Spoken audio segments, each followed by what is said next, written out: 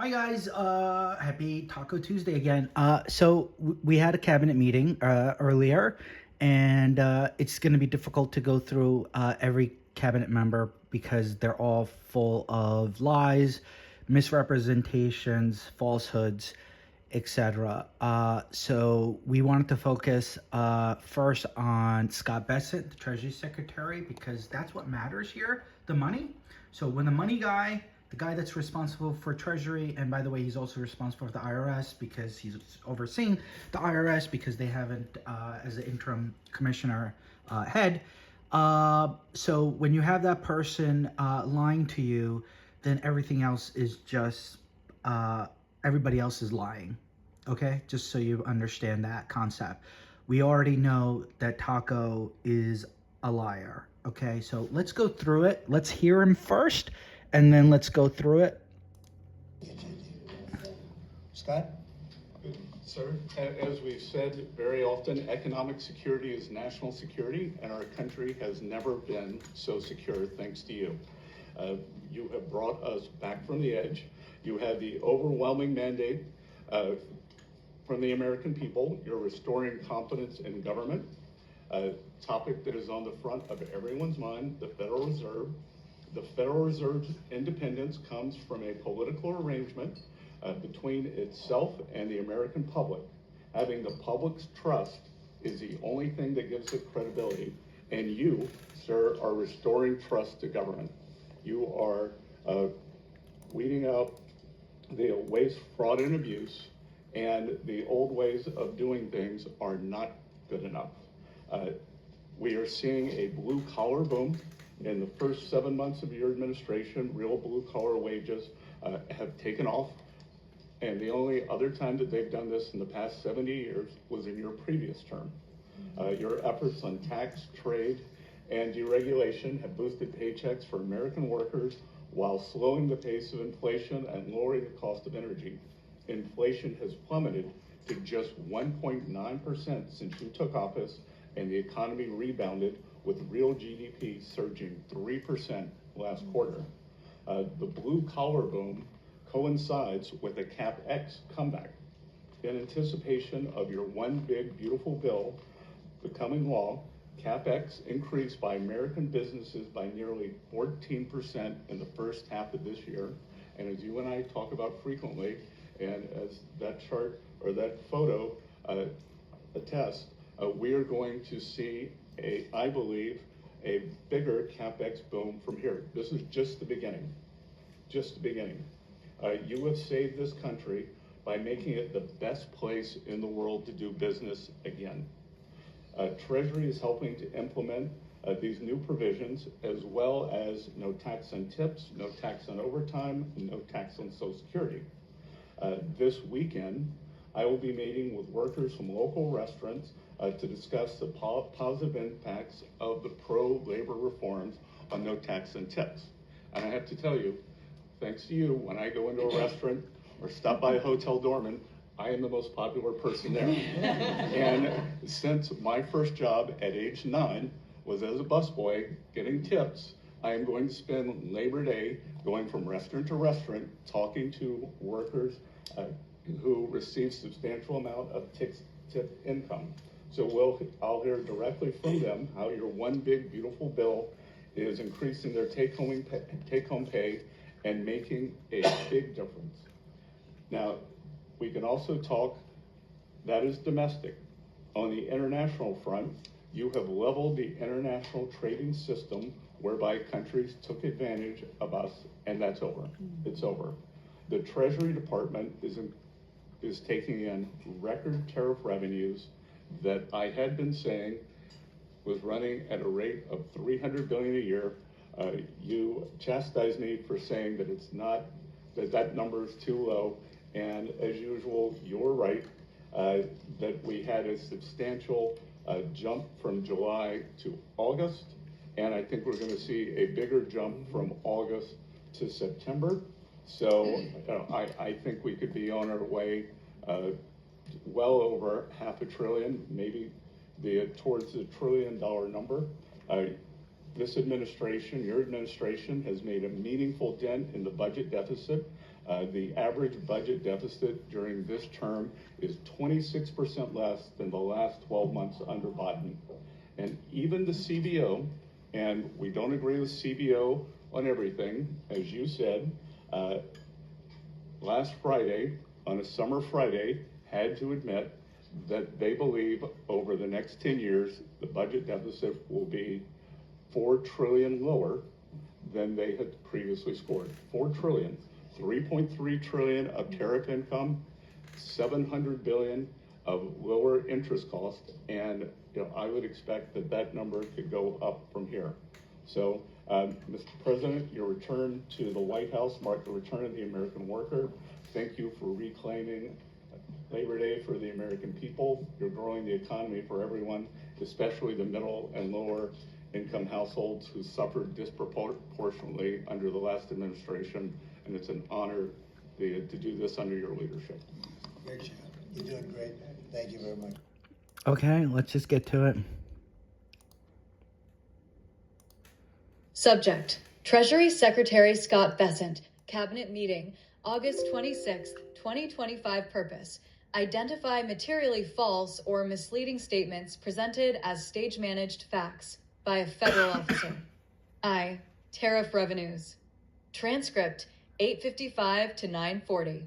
We had a substantial jump from July to August, and I think we're going to see a bigger jump from August to September. So I think we could be on our way well over $500 billion, maybe towards $1 trillion number. This administration has made a meaningful dent in the budget deficit. Facts: Treasury's monthly Treasury Statement, MTS July 2025, reports $78.6 billion in customs duties year-to-date. Annualized, that equals $95 to $105 billion, not $500 billion or $1 trillion. CBO Budget Outlook, July 2025 update, projects FY 2025 deficit of $1.63 trillion. Tariff receipts reduced this by 6%. Law: statements by federal officers to the public on fiscal matters must be grounded in official budgetary data, 31 U.S.C. sections 1104, 1105. Knowingly inflating revenue projections constitutes a material misrepresentation under standards applied in securities fraud, CF-SECV, Texas Gulf Sulfur, 401 F.2D 833. Conclusion: Bessent's $1 trillion tariff claim is not supported by Treasury's own data. His assertion of a meaningful dent in the deficit is demonstrably false and designed for political theater. 2. Tariff income revision. Transcript 1020 to 1105. Just on the tariff income, I've been saying $300 billion, but I think we're going to have to revise that up substantially. Facts: customs receipts have never exceeded $110 billion in U.S. history, 2019 peak under Trump tariffs. Bessent's $300 billion figure is already nearly 3 times historical maximum. Law: 18 U.S.C. Section 1001 prohibits materially false statements in matters within U.S. jurisdiction. While political speech is not prosecutable, statements made in an official government meeting may be evaluated under standards of misrepresentation and abuse of office. Conclusion: the revision upward is an escalation of prior falsehoods, compounding the misrepresentation. 3. No tax on tips and Labor Day. Transcript 14 to 1440. The president has said no tax on tips, and that's exactly what we're delivering. For the first time, tipped workers are going to keep what they earn, and we're going to make sure working families see that in their paychecks. I'll be out over Labor Day at restaurants talking to workers, seeing how much this means to them. Facts: the One Big Beautiful Bill Act, Pub L, 118 to 132, Section 302, creates a temporary income tax deduction of up to $25,000 for qualified tip income, 2025 to 2028. Tips remain subject to reporting and FICA payroll taxes, 26 U.S.C. Sections 3101, 3121. Many tipped workers have little to no income tax liability. Deduction yields no refund. Law: IRS Notice 2025-14 clarifies the provision as a deduction, not an exemption. Mischaracterizing a deduction as a no-tax exemption is materially misleading to employees, potentially violating the duty of candor imposed on federal officials. CF Office of Personnel Management, v. Richmond, 496 U.S. 414. Conclusion. Bessent's framing that workers keep what they earn is false. The statement is campaign-style rhetoric, not accurate legal description.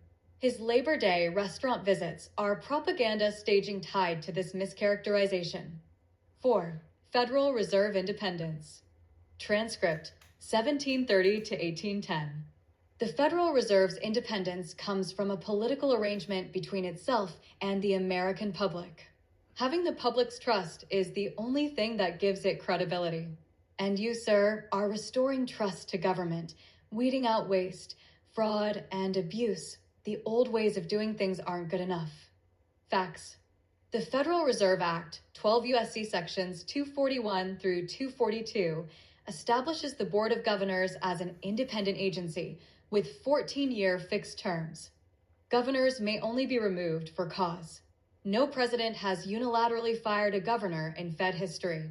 Trump announced the removal of Governor Lisa Cook earlier that day, citing contested private allegations. Law. Supreme Court precedent, Humphreys Executor versus United States, 295 U.S. 602, limits presidential removal of independent agency officials. Redefining independence as political arrangement seeks to justify an ultra vires act. Conclusion. Bessent's remarks attempt to launder an unlawful removal into public legitimacy. This constitutes stage-managed misrepresentation of statutory law. V. Budget discipline and market response. Transcript, 2400 hours 45, 25:15. The American people are finally seeing leadership that's disciplined on the budget side and bold on the growth side. That's what markets have been waiting for, and that's why the dollar and equities have responded so positively. Facts. CBO projects $1.6 trillion deficit for FI 2025, an increase from FI 2024. Markets' August rally reflected tariff-driven currency flows and speculation, not structural fiscal tightening. Law. Mischaracterizing market reactions as proof of policy soundness is a form of material omission, omitting causation. Courts recognize omission as actionable misrepresentation in securities law, Basic versus Levinson, 485 U.S. 224. Conclusion. This statement is misleading. No fiscal discipline exists. Market moves are temporary speculation, not validation. Pushpin final summary. Scott Bessent's 5 key interventions today were: tariff lie, $500B, $1T. Tariff revision, $300 billion plus. No tax on tips, misrepresentation plus Labor Day stagecraft. Fed independence distortion. False claim of budget discipline validated by markets. Pattern. Each remark substitutes political messaging for legal or factual accuracy. His conduct demonstrates a coordinated attempt at stage-managed deception within an official cabinet meeting in violation of statutory duties and historic precedent. Okay, guys, so there you have it. Okay, we're going to do the same thing for Taco. It's going to take a little bit more time because he talks a lot. This is it. The two guys that you need to focus on is Scott Bessent, the Treasury Secretary, the money man, and Taco. All right, and because once these two lie, then everyone else will lie, and there's no point of going through each one of the lies because it's going to be the same.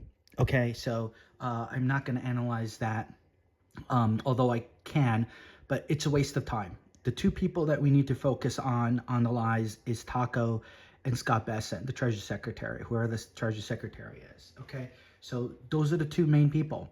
Okay, the other ones are ancillary, and by the way, they don't know how to lie. So this kind of summary of their lies is just going to be so long, and we don't have time to go through the lies. We just need to point out the more notable lies, so to emphasize how this administration, including the Treasury Secretary Scott Bessent, is a liar. Okay, number one, he is a liar. Okay, he misrepresents, and I went through the legal ramifications of what he's done in a cabinet meeting. So this is a cabinet meeting. This is not on Fox.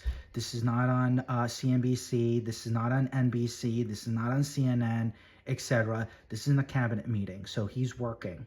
Okay, so when he's doing this at work in front of everybody, which is the same thing for Taco, but Taco has so many other charges going on for him. But as far as Scott Bessent is concerned, he doesn't understand how he's liable for these lies in a cabinet meeting. They all are, okay, FYI. But the person that matters to me is Taco and Scott Bessent. So I hope this helps you understand and framing what has happened today, August 26, 2025. It's Taco Tuesday, and they delivered. So today's taco, by the way, is not taco. The taco prize goes to Scott Bessent. He's the taco.